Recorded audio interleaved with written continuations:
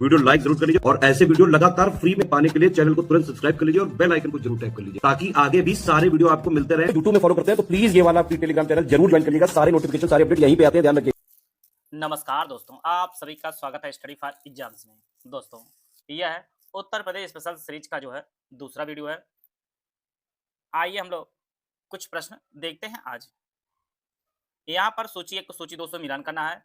एक तरफ लाइब्रेरी दी गई है, दूसरी तरफ किस वर्ष स्थापना हुई उसके संदर्भ में प्रश्न पूछा गया है। सरस्वती भवन पुस्तकालय, रामपुर रजा लाइब्रेरी, भारत भवन पुस्तकालय, इलाहाबाद पब्लिक लाइब्रेरी। पहला तो प्रश्न यही पूछा गया था किसी पेपर में कि रजा लाइब्रेरी किस जिले में है। यह जो लाइब्रेरी है यह रामपुर जिले में है। वहीं पर दूसरा प्रश्न आगे पूछा सकता है कि सरस्वती भवन पुस्तकालय किस जिले में है। यह भी प्रश्न पूछा सकता है। यह आपके वाराणसी में है, वाराणसी में है। भारतीय भवन पुस्तकालय यह कहाँ पर है, तो यह आपके प्रयागराज में है। ऐसे प्रश्न पूछा सकता है। बाकी सरस्वती भवन पुस्तकालय की जो स्थापना हुई है वह 1914 में हुई है। रामपुर राजा लाइब्रेरी की जो स्थापना हुई है वह 1774 में हुई है। भारतीय भवन पुस्तकालय जो स्थापना हुई है वह 1889 को हुई है और इलाहाबाद पब्लिक लाइब्रेरी जो स्थापना हुई है वह 1864 में हुई है। इस प्रकार जो ऑप्शन ए में दिया गया है वह आपका सही आंसर है। सरस्वती भवन पुस्तकालय की स्थापना 1914 में, रामपुर रजा लाइब्रेरी स्थापित हुई 1774 में, भारतीय भवन पुस्तकालय स्थापित हुई है यह आपके 1889 में और इलाहाबाद पब्लिक लाइब्रेरी स्थापित हुई है 1864 में। ये ऑप्शन इसका सही आंसर है। अगला प्रश्न हम लोग देखते हैं। हाल ही में भारतीय रेलवे ने उत्तर प्रदेश के किस शहर में पेंट माई सिटी अभियान आयोजित किया है। इसका जो आयोजन किया गया था वह है प्रयागराज में इसका आयोजन किया गया था। पेंट माई सिटी जो है यह भारतीय रेलवे द्वारा शुरू किया गया था। डी ऑप्शन इसका सही आंसर है। उत्तर प्रदेश के किस नृत्य के रूप में एक महिला नर्तक नृत्य करते समय अपने सिर पर रोशन दीपों के एक स्तंभ को संतुलित करती है। यह प्रश्न जो है कई बार परीक्षा में पूछा भी गया है, आगे की परीक्षा में भी पूछने के चांसेज हैं। यह आपका जो नृत्य है इसे चरकुला नृत्य कहा जाता है। सी ऑप्शन इसका सही आंसर। यह उत्तर प्रदेश में मनाया जाता है आपका चरकुला नृत्य, जिसमें दीपक होता है, दीपक का एक स्तंभ होता है जिससे जो है महिला उसको संतुलित करती रहती है। सी ऑप्शन इसका सही आंसर है। उत्तर प्रदेश कौन सा जिले ओबरा थर्मल पावर कौन से जिले में जो है ओबराल थर्मल पावर स्टेशन स्थित है, जो राज्य के प्रमुख कोयला आधारित बिजली संयंत्रों में से एक है। तो ओबरा थर्मल पावर स्टेशन जो स्थित है ये आपके सोनभद्र में स्थित है। डी ऑप्शन इसका सही आंसर है। ओबरा थर्मल पावर स्टेशन के जो उत्पादन जो शुरू हुआ था वह वर्ष 1968 में हुआ था। तो डी ऑप्शन इसका सही आंसर है। उत्तर प्रदेश इलेक्ट्रिक वाहन विनिर्माण एवं मोबिलिटी नीति 2022 के तहत इलेक्ट्रिक दोपहिया वाहन खरीदने वाले उपभोक्ताओं को प्रदान की जाने वाले एक मुफ्त प्रोत्साहन राशि प्रति वाहन कारखाना एक्स फैक्ट्री लागत का जो कितने परसेंट और अधिकतम कितने जो है क्रय सब्सिडी है। तो यह जो सब्सिडी रखी गई सरकार द्वारा या तो 5% हो सकती है, सर यह जो आपका या तो वह 15% हो सकती है या आपके 5000 हो सकती है। सी ऑप्शन इसका सही आंसर है। सी ऑप्शन इसका सही आंसर है। जनगणना 2011 के अनुसार उत्तर प्रदेश की कुल जनसंख्या महिलाओं का परसेंट कितना है।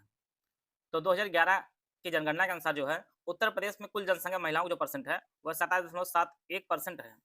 सी ऑप्शन इसका सही आंसर है। आते हैं अगला प्रश्न।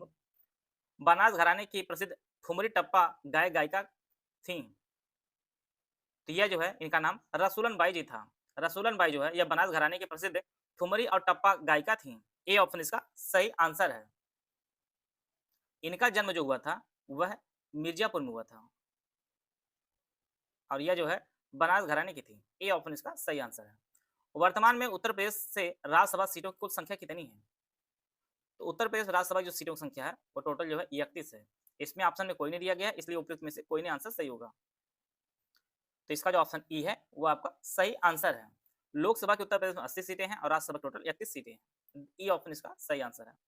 शामली की सीमाएं किस राज्य से लगती हैं। दिल्ली, हरियाणा, बिहार, उत्तराखंड या उपयुक्त में से कोई नहीं। तो शामली जो सीमा लगती है यह आपके हरियाणा से लगती है। बी ऑप्शन इसका सही आंसर है। उत्तर प्रदेश सरकार ने अटल युवा महाकुंभ का उद्घाटन किस शहर में किया है।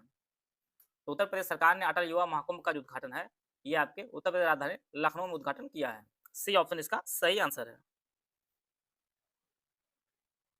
यूपीएसडब्ल्यूसी की शासकीय संरचना क्या है।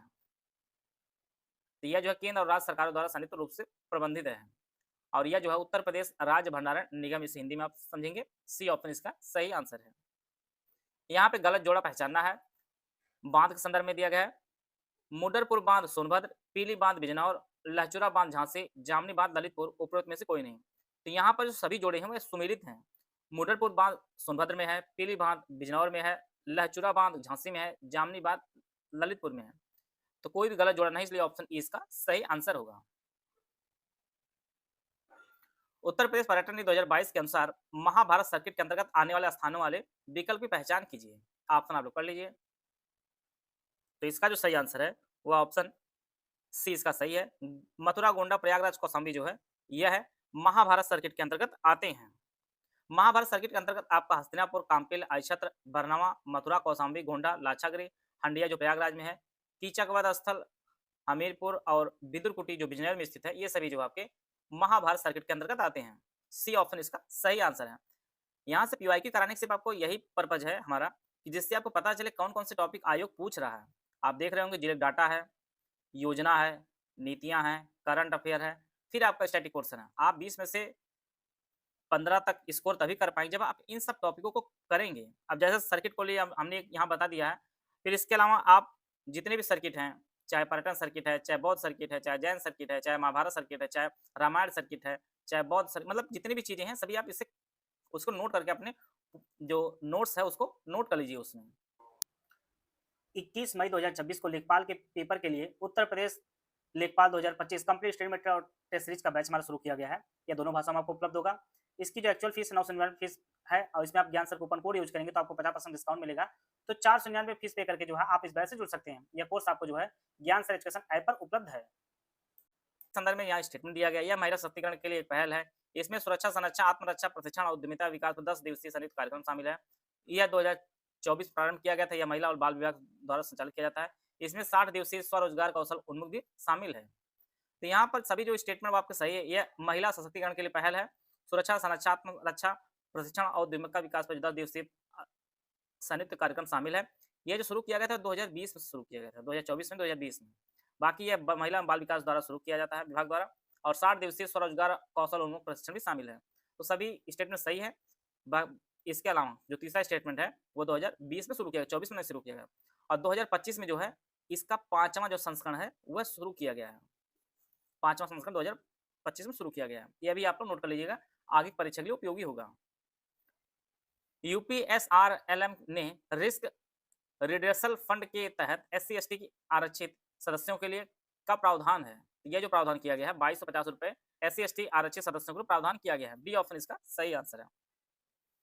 निम्नलिखित में से कौन सा जोड़ा सही है वह पहचानना आपका। निराला अनामिका, प्रभात रंजन संस्कार, झूठा सच, ब्रजमोहन शर्मा आदमी, हजारी प्रसाद द्विवेदी मधुशाला, उपयुक्त में से कोई नहीं। तो यहाँ पर जो सही सुमिलित है ये आपका अनामिका जो रचना है वह निराला जी ने की है। यह जो ऑप्शन ए है वह आपका सही आंसर है। झूठा सच की जो रचना है वह यशपाल ने की है। यशपाल ने जो है झूठा सच की रचना की है। मधुशाला जो रचना है वह हजारी प्रसाद द्विवेदी ने की है। यह जो है हरिवंश राय बच्चन जी ने की है।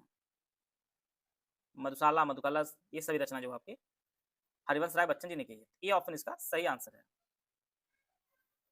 उस स्वतंत्रता सेनानी की पहचान कीजिए जिन्होंने भारत के स्वतंत्रता संग्राम में महत्वपूर्ण भूमिका निभाई है। उत्तर प्रदेश बिजनौर जिले से। तो इनका जो नाम है वह बख्त खां है। इन्होंने जो है 1857 क्रांति में जो है काफी योगदान दिया था। इनका जन्म आपके बिजनौर जिले में हुआ था और यह जो बहादुर शाह जफर के सेनापति भी रहे हैं। ये ऑप्शन इसका सही आंसर है। निम्नलिखित में से फतवा ए जहांगीरी का लेखक कौन है। तो फतवा ए जहांगीरी जो लिखे हैं इनका नाम जियाउद्दीन बर्नी है। जियाउद्दीन बर्नी ने जो है फतवा ए जहांगीरी लिखी है। बी ऑप्शन इसका सही आंसर है।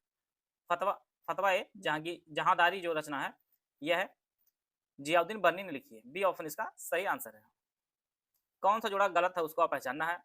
सहरिया ललितपुर, चेरो वाराणसी, बैगा सोनभद्र, खरवार गोरखपुर। सहरिया ललितपुर में निवास करती है जो जनजाति है, चेरो वाराणसी में, बैगा सोनभद्र में। जो खरवार जनजाति है यह गोरखपुर में निवास नहीं करती है। इसका जो ऑप्शन डी है वह आपका सही आंसर है। ये खरवार जनजाति जो है ये सोनभद्र की तरफ पाई जाती है। तो इसका जो ऑप्शन डी है वह आपका सही आंसर है। संयुक्त प्रांत आगरा एवं अवध की राजधानी को इलाहाबाद से कहाँ हस्तांतरित किया गया था। तो यह जो राजधानी जो है संयुक्त प्रांत आगरा व अवध की जो राजधानी है इलाहाबाद से ट्रांसफर करके लखनऊ कर दिया गया था। शुरुआत में 1921 में किया गया था, बाद में पूर्ण रूप से जो है 1935 में कर दिया गया था। सी ऑप्शन इसका सही आंसर है।